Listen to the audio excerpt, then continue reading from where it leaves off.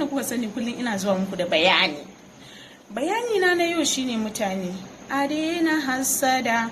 What did I say? A daina hassada.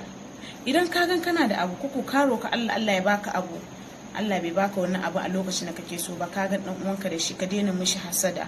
Komai lokaci ne. What did I say? Komai lokaci ne. Mu dinga tana da wannan, komai lokaci ne. Sannan wani baya cin rabon wani. Rabonka duk inda yake zaka je ka sa. Assalamu alaikum wa rahmatullahi wa barakatuh. Ina gaisuwa, ina fatan kowa yana lafiya.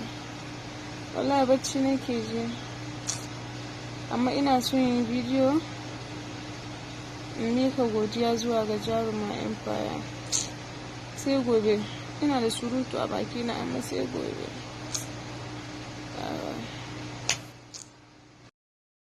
Kada ku manta ku danna subscribe.